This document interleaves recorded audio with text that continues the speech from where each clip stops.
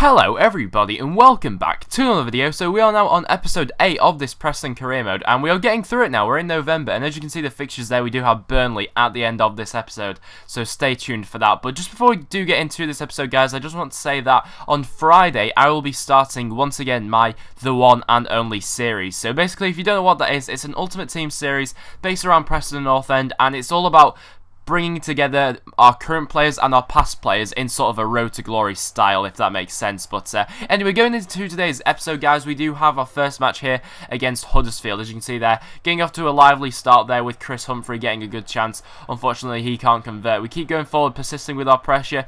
Humphrey was a good player in this match. He was very lively for us, which is why I decided to start him. And Daniel Johnson there, forcing a save from the goalkeeper, but in the end, we just can't get past. But one thing this match did make me want to bring up was, the other day, I was actually watching an MGH video, and if you don't know who he is, he's a FIFA career mode YouTuber. I'm sure a lot of you know who he is, but basically he did a video saying, I think it was my thoughts on FIFA 16 or something like that, and he was saying how most of his matches were ending 0-0, and it's just, I could really relate to that, especially in this career mode, and I want to know if you guys are having the same thing. As you can see there, Chris Humphrey hitting the crossbar and lucky not to score from that. But yeah, like I said, that match did in the end actually finish 0-0, which was a bit disappointing really, and not many chances were created, which it's happened a lot of times in this career mode so far, and in a lot of other career modes. So I just want to know if any of you guys are having the same sort of troubles on this year's FIFA. I'd be interested to know. But going into the derby match, I decided to switch the formation up a little bit, and I decided to go for a striking 3 this time. So in the hope that,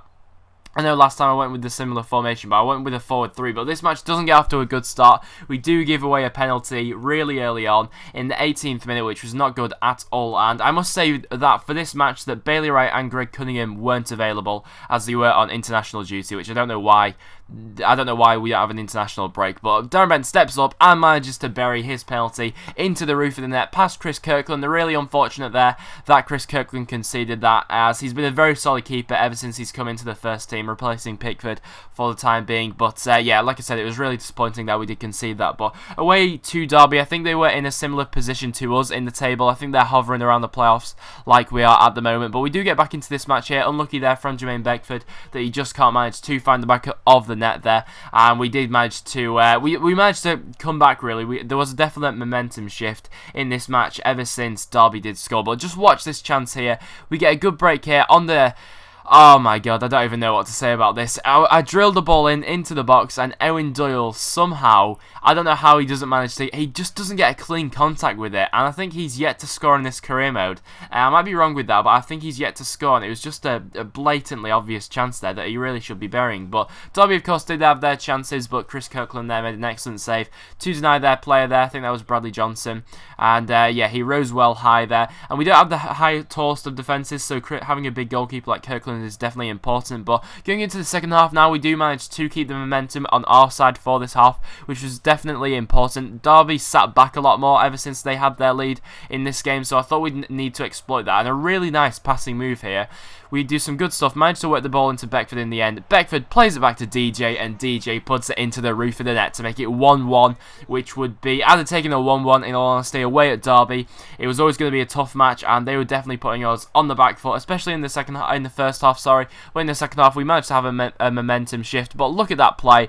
It was such a nice passing move. I think it was actually Daniel Johnson who started the move, and it was him that finished it. And yet again, it was another goal from midfield. Goals from midfield this year have been the reason why we've been so high up in the table. We really do need to get our strikers scoring. I think it's only Beckford and Hugel who really have any goals so far this season. But Derby then managed to scuff their chance. This was their best chance to actually win the match, and it fell to Darren Bent. You'll put your house on a player like Darren Bent putting that into the back of the net, but somehow he scuffs his shot and it actually goes wide in the end. So we were definitely let off with that, but it did finish 1-1 in the end, which I would have definitely taken. So to start this episode, we do have 2 draws, which it isn't too bad in all honesty, and I probably would have been happy with a 1-1 draw like I was in this game. So now going into the Rotherham match, I decided to switch up the formation, and since we really need to have more of an attacking impetus going forward, I decided to go for a 3-5-2 formation, hoping that the forward 3 would have an impact on the match. So that's what we decided to do for this match, and honestly, Rotherham started this match on the upper foot here. They managed to get a good ball here down the wing. They managed to, in the end, put a good ball in. Their player manages to get ahead to it, but it just goes harmlessly over the bar in the end. And in the first half, honestly, nothing happens. So for the next highlight, we need to go. Actually, we do actually stay in the first half of this. General Johnson has a free kick here, manages to hit the wall, and I've not been great with free kicks this year. I don't know why, but I've just not been great with free kicks this year. But nevertheless, Gallagher has a corner here, and it's none other than Reeder Johnson at the second time of asking, who we finally managed to score a corner, guys. I know we had scored one earlier in this series, but since then we've just not been able to do it. But now Reeder Johnson has finally broke the curse. It was Gallagher with the ball in, and in the end we didn't manage to get it first time. It was a bit of a lucky deflection there, I'm not going to lie, and somehow their player there didn't manage to clear it off the line. But Reeder Johnson with a really powerful header, that's why we brought him into this club, and he manages to get it into the back of the net. That's just what we want to see from Reeder Johnson, a really powerful header, and that meant that we did go 1-0 up against Rotherham. And for the rest of this match, nothing else really happened. We do have a highlight here in the final minute here. We managed to break here, going forward in the last minute. We'd love to get a second here to wrap up this game. Managed to play a good ball in here to Gallagher. Gallagher gets his head up, but just can't put his effort onto the target. That was a bit unfortunate. There was a good chance there for Paul Gallagher to get another one for this series. He scored quite a few, but in the end, that was actually how that match did finish. In the end, it did actually finish 1-0 to Preston there.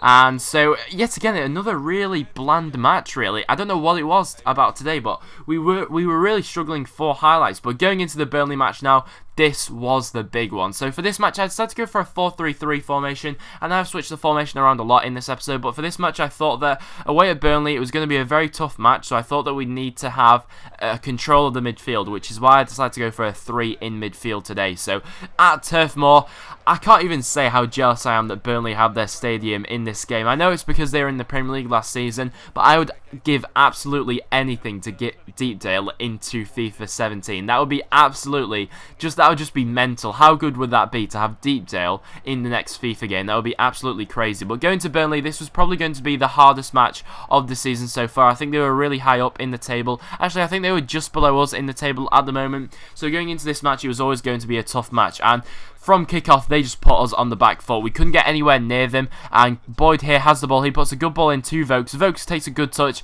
and in the end manages to chip it in just past Chris Kirkland. A really unfortunate start for us, and it's just individual mistakes that lead to this goal, really. We didn't manage to get tight enough to Boyd here, and then a mistimed header there, I think that was Tom Clark, which just let Vokes exposed in on goal, and then Kirkland was left exposed at the back there. We couldn't do anything about that. Reeder Johnson tried to get back into it, but in the end it was never going to do anything for that, and Sam Vokes managed to put Burnley in front, and I don't think Preston have a very good record, especially in recent years at Turf Moor. I think the last 2 times we've gone there we've lost, so really unfortunate there that we did actually go 1-0 down pretty early on, and honestly, ever since they did manage to get that goal, we just couldn't come back into this game, and it was really unfortunate because in the games before we've not actually lost in this episode. But once again, the ball worked into Sam Vokes, and he manages to make it 2-0 to Burnley. Really unfortunate. We just couldn't get anywhere near them, and yet again, it was pretty poor defending as well, which is it's a bit weird to be honest, because defending so far in this episode hasn't been an issue for us. We defended pretty solidly so far, but this move here, they managed to pass it around well. Their player manages to spin ours there, and Chris Kirkland then, it was dodgy defending. Tom Clark yet again at fault, and Kirkland there really should be doing better from that. It was a ball straight at him. He should just be diving across to that, but for some reason he manages to squirm past him, and that did mean that it was 2-0 to Burnley in the first half. Really bad start. We really were trying to come back into this game as well, but we just couldn't get anywhere near them. They managed to get a good chance there, but this time Chris Kirkland comes to our rescue at his near post. It was well worked there from Burnley yet again, and an overhead kick from Sam Vokes there. He was absolutely on fire in this match, and we just couldn't come anywhere near him. He was just absolutely blazing everything up, and we couldn't get anywhere near him. They managed to whip the ball in the end, but in the end it comes to absolutely nothing, which was a let-off for us, to say the least, as they're quite a big team, Burnley. They have a lot of big players, but then they do manage to work again with another corner, and they managed to make it 3-0, and yet again, it was Sam Vokes with the goal. He has managed to bag a hat-trick against us, which was so unfortunate, and the defending here was just abysmal. They managed to get a good ball in here. We don't have the biggest of teams, which I've said quite a few times in this episode. We don't have the biggest of teams, especially our back line. Reeder Johnson that time is out-jumped, and I think it's Greg Cunningham there, who's blocking Chris Kirkland's eye line, so he can't see it, and that meant that within the first half, Sam Vokes had scored a hat-trick against us, and honestly, we were just absolutely falling apart in this game. Going into the second half, I tried to make some changes. I decided to switch the formation up a little bit, but honestly, it didn't really work. This was the closest we got here with Bradley Dack, a harmless attempt that went wide, and in front of the Preston fans, who we would send home disappointed. Really unfortunate, and we really do need to look at our system that we play for matches, because at the moment, I think what I'm trying to do is force too many strikers into the same position, and as you can see here, we do actually manage to lose that match 3-0 in the end, which was a major upset for us, and a real setback for us as well, because we've done really well in this career mode so far, but a 3-0 loss to Burnley, I think, really has grounded us.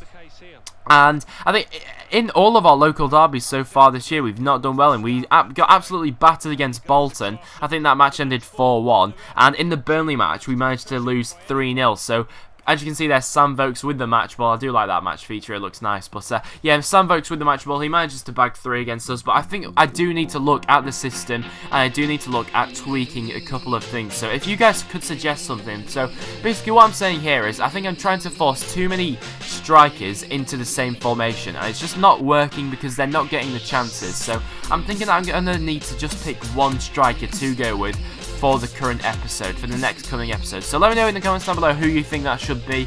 But as you can see there, we do manage to retain our playoff spot. We are still in 6th, so it's not too bad. So that will wrap it up for this video, guys. Thank you so much for watching. If you have enjoyed, make sure you leave a like. The one and only will start on Friday, but I will see you all in the next one.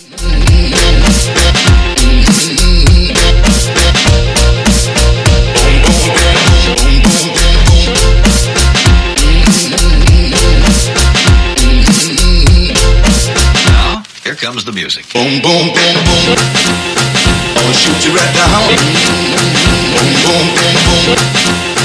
Ow, ow, ow, ow. Boom, boom, boom, boom.